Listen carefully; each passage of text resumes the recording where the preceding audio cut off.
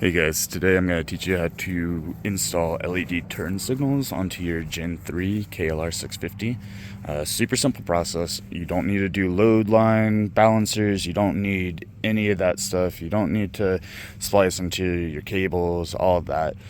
Really, really easy. You're just going to go ahead and get this loose, get this guy loose. Mine's a little looser because she's taking some falls, but she's fine. So in here, you will find, usually slotted right about there, is going to be your turn signal relay.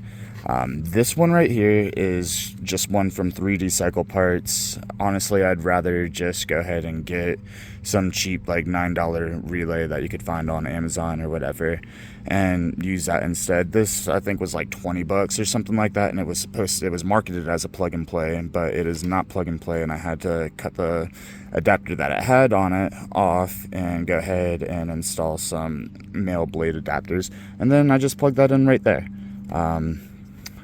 12 volts on the left, there's that, and you could go ahead and see, turn my key on, turn my blinker on. Oh man, look at that, beautiful.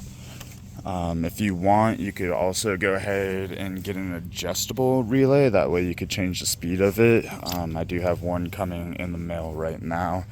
Also, people say, like, for some reason that their brake lights stop working when they install a relay, and I'm just like, I'm really confused. I don't know what they're talking about. Brake light works fine. There we go. Like, there's zero issue in that whatsoever. I do have an LED bulb in there, but it worked fine with the incandescent. I would also strongly suggest switching to an LED bulb back there. A, that bulb's gonna last you forever. You never have to go worry about it falling out, or not falling out, blowing. But B, it's also like way brighter, man. It's way brighter than the incandescent that goes in. But yeah, there you have it. Enjoy.